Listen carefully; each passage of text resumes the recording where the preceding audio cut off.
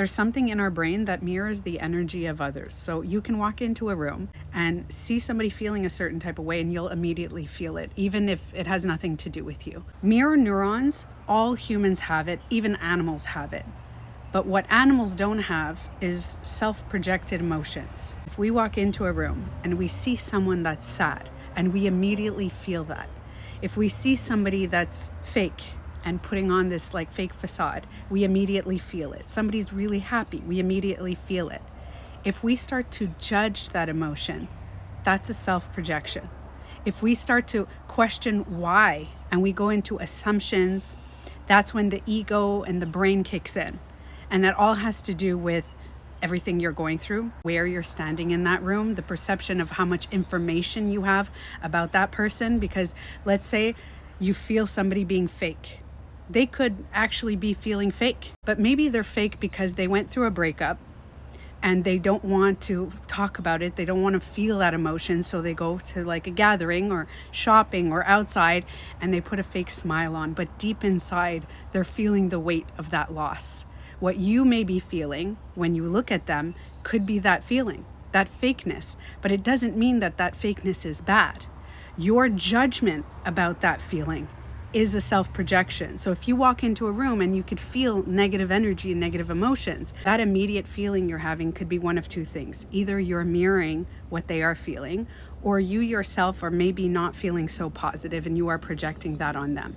So let's say it's a very cloudy day today. If I'm in a bad mood, I'm gonna look at the cloudy day like, oh, God, I need some sun. The cloudy day, this is crappy. If I'm in a good mood, I could look at the cloudy day and go, ooh, movie day. Like I'm gonna stay at home, I'm gonna curl up in a blanket. Whatever you have in your subconscious, you will project that. But the same thing applies to the mirror neurons. Let's say you are feeling the emotion of someone and you are mirroring it. It's not you feeling negative, but you're actually mirroring what that person is feeling. And maybe they're feeling fake, sad, angry. It could be that you're not actually feeling that emotion, it's coming from them. That's very possible.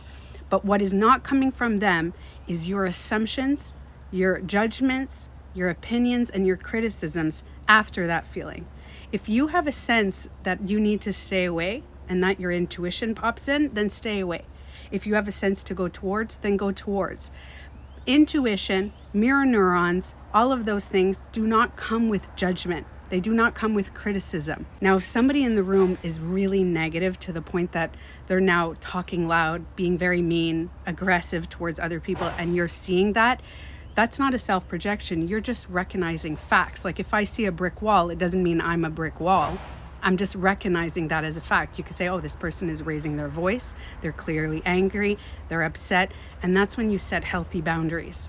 You're not judging or criticizing them. You're just saying, oh, I need to stay away from this. The good news is it's possible to shift your perspective when you start giving yourself compassion when you're negative, but also have healthy boundaries for yourself, which means you don't let yourself spiral in the negative.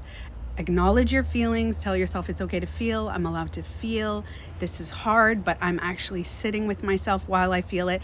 But when you notice yourself spiraling in the negative thoughts, you have healthy boundaries for yourself, you're gonna self-project that on others.